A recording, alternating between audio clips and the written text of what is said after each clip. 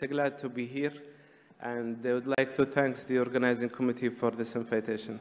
As you see from the title, it is a complication case. So let's go. This is a 58 years old male, diabetic, hypertensive. He's a smoker, and he was presented to our emergency with an acute MI, and cath lab was activated, and he underwent primary BCI. So as you see, this is his right coronary. It's normal, and also this is the LAD is totally occluded at the mid segment. So we just go with a balloon and then a thrombectomy. Then we went with a stent. This was a 3 by 26 Zions stent. And this is the angio after the deployment of the stent. As you see, there is a filling defect just proximal to the stent, though this area was completely healthy before the deployment. So at this stage, we just, patient was loaded with aspirin and Blafix in emergency, and also we give him glycoprotein 2B3A inhibitor in cath lab. And we decided just to go with a small stent, 3 by 12, to cover this proximal lesion reaching to the ostium.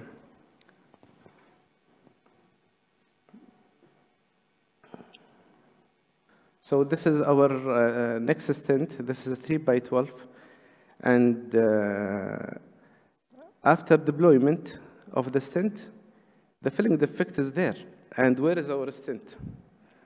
So if you can see, it's dancing in the left main. It's still attached to the wire, and it is dislodged completely to the left main.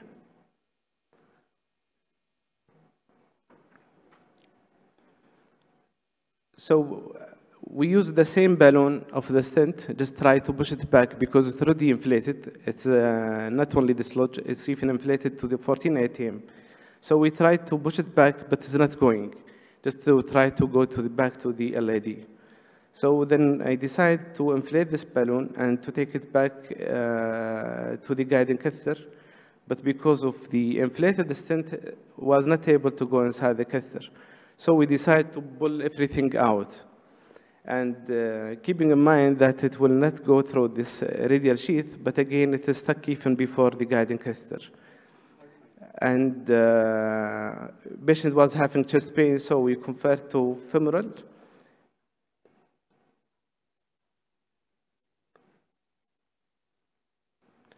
And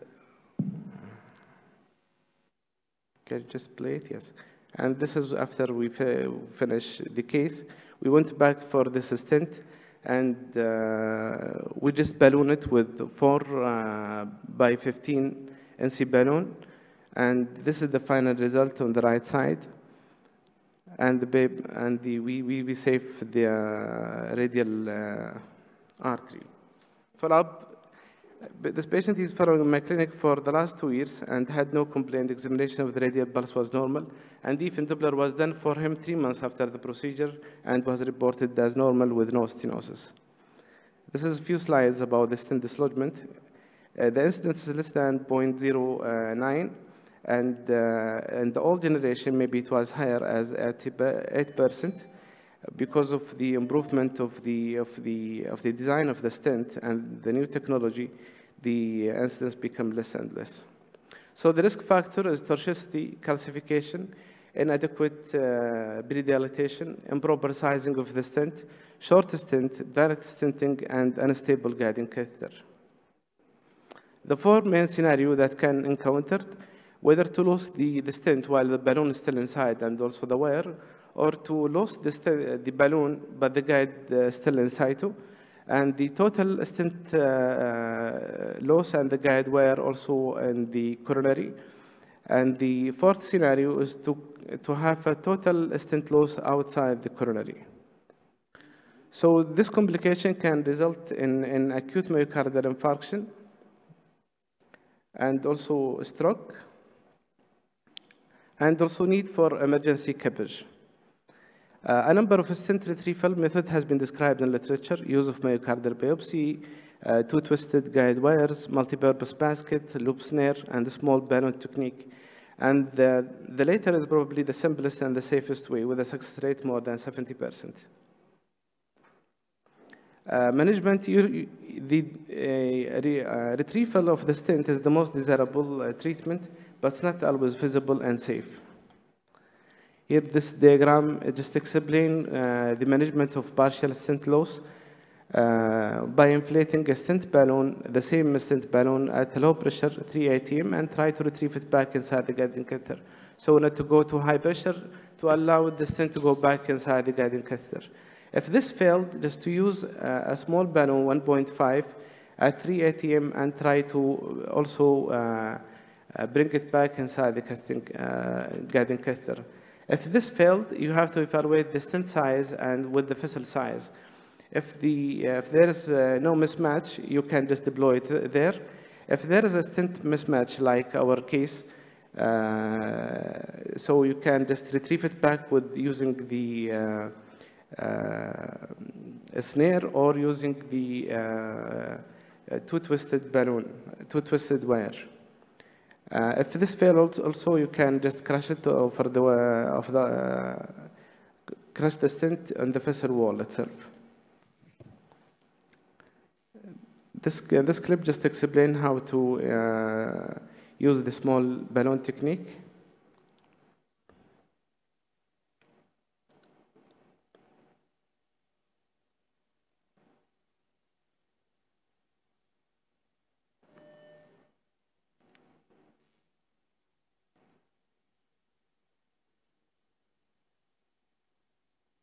So coaxiality of the guiding catheter is very important to take the stent out.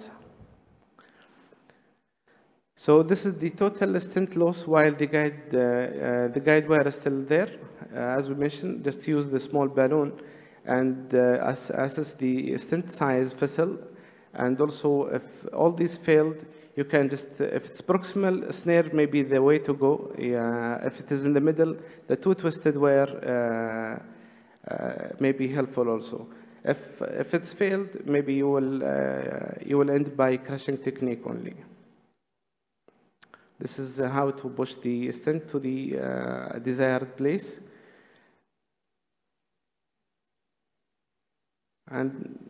And this clip also to explain how to use the two twisted wire.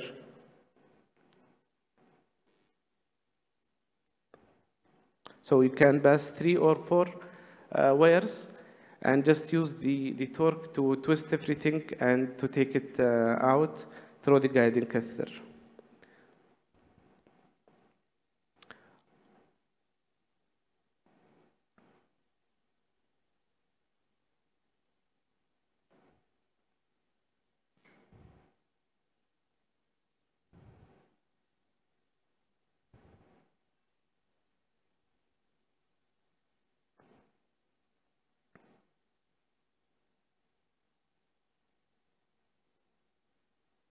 And again, this is the snare. Just try to catch the proximal part, the first 1 or 2 millimeters, so you will not have difficulty to take it inside the guiding catheter.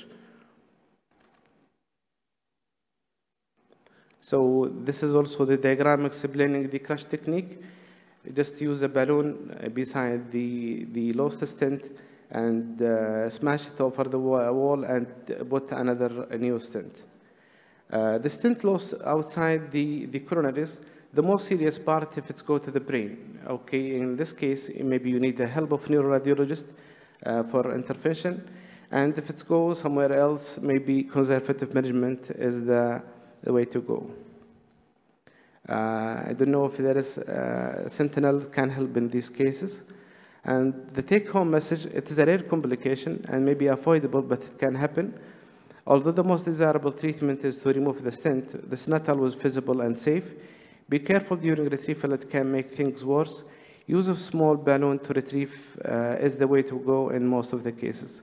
Thank you so much. Thank you, Dr. Sami, for this.